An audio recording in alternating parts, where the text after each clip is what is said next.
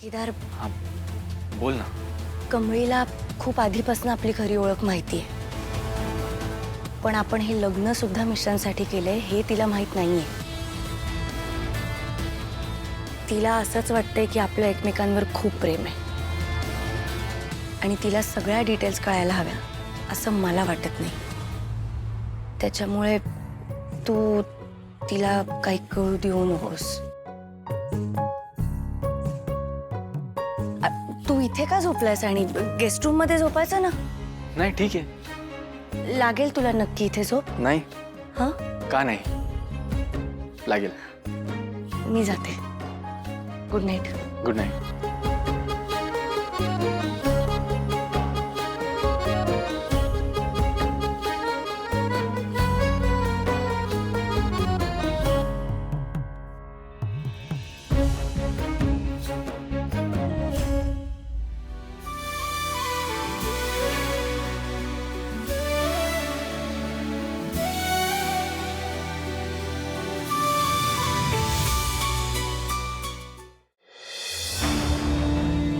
काय असे का बघते माझ्याकडे?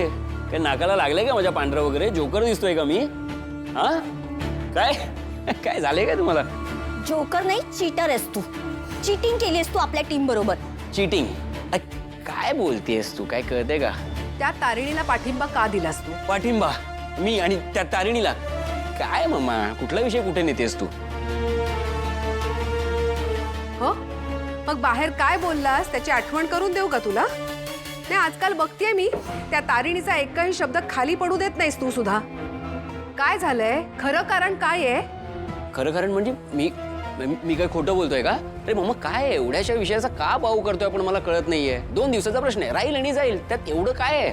आणि आपली दुश्मनी मोठ्या माशाशी आहे, आपण त्याच्यासाठी गळ घालतोय ना. हे छोटे मासे येत जात राहतात, त्याचं काय मनावर नाही घ्यायचं एवढं. म्हणजे मामा हे बघ, त्या कौशिकीच्या मनात माझी इमेज ऑलरेडी खराब आहे आणि असल्या फालतू गोष्टींवरून वाद घालून मला ती इमेज अजून खराब नाही करायची. मामा तू अगदी करेक्ट बोलतेस.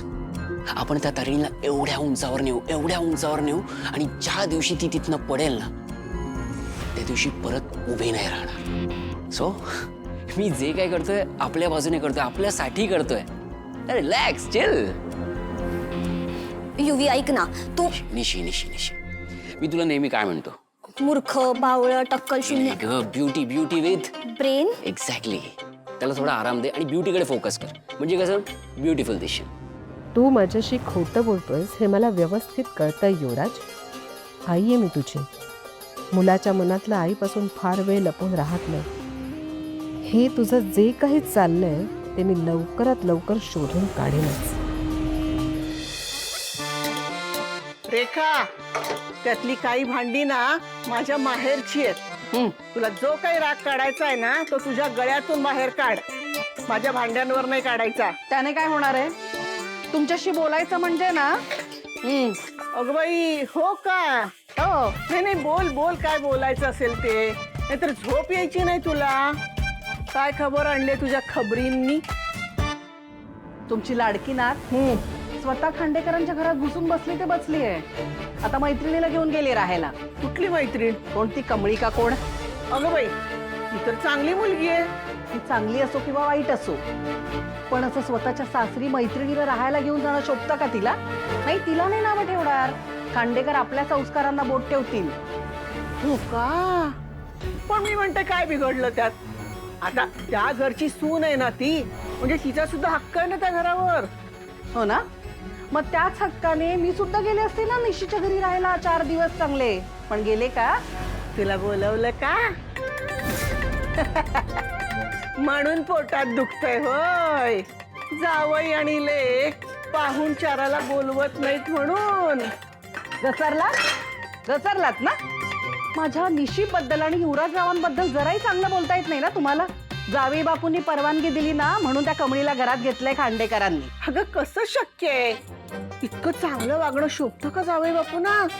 का फक्त तारिणी आणि केदारच चांगले वागू शकतात का? हो. जरा सुद्धा माझ्या जावई बापूंबद्दल चांगलं बोलता येत नाही ना तुम्हाला? तुमच्याशी बोलणंच व्यर्थ आहे. मी जातेच इथून. झाली मोठी. तारिणीनं नाक दाबलं तेव्हा तोंड उघडलंय तुझ्या जावयाचं. त्याशिवाय परवानगी नाही दिलेली. सांगते मला कौतुक जावयाचं.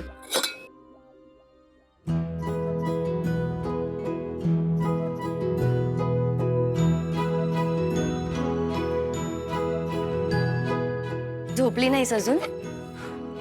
नाही. झोप आता लवकर. हं?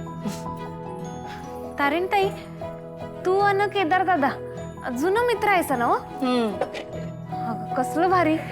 तुम्ही दोघं की नाही लईच भारी आहेस बघा. एकदम बेस्ट जोडी. पण तुमच्याकडे बघून असं वाटतंय का आपल्याला बी असा नवरा मिळाला पाहिजे. समजून घेणारा, समजूतदार, मन मोकळं होऊन आपण त्याच्या संग वागवलं पाहिजे. आपल्या नवऱ्यात मित्र सापडला की आयुष्य किती भारी होतंय की नाही? तारीण ताई, सगळं ठीक आहे ना? हो? का ग असं का विचारतीयस? म्हणजे तू असं वेगळा विचार करू नकोस. हे लगीन तू तुझ्या मर्जीनं केलंयस ना? हो, म्हणजे असं कोणाच्या दबावाखाली मनाविरुद्ध तर नाही ना? बरोबर ओळखलंस कमळी. हे लग्न फक्त एक मिशन आहे आणि हे सत्य मला संपूर्ण जगापासून लपवावं लागणार आहे. काय ग, काय झालं? नाही काही नाही. पण तू म्हणालीस ते बरोबर आहे. मी खूप विचार करून या लग्नाचा निर्णय घेतला होता. कारण आपल्या नवऱ्यामध्ये आपला मित्र मिळणं खूप गरजेचं असतं. तसं जर झालं तर खरंच आयुष्य खूप सोपं होतं. आणि केदार तर माझा मित्रच आहे ना. केदार नसता तर मी काय केलं असतं कोणास ठाऊक.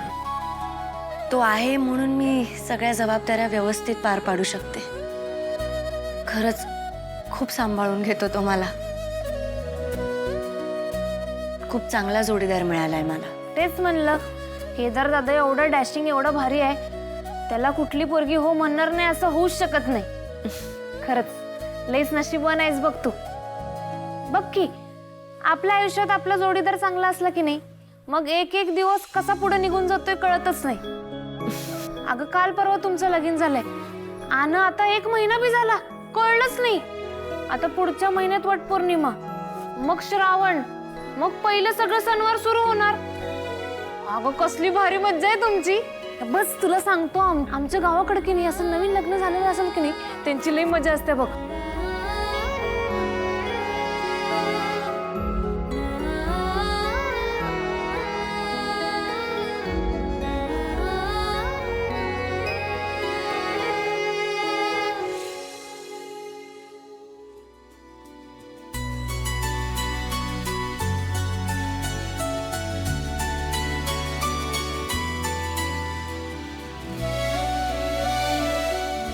आता तुला कितीही मैत्री वाटत असली तरीही वटपौर्णिमेपर्यंत मी तुला माझ्या प्रेमात पाडणार. आणि वडाची पूजा तू स्वतःहूनच माझ्यासाठी करशील बॉस.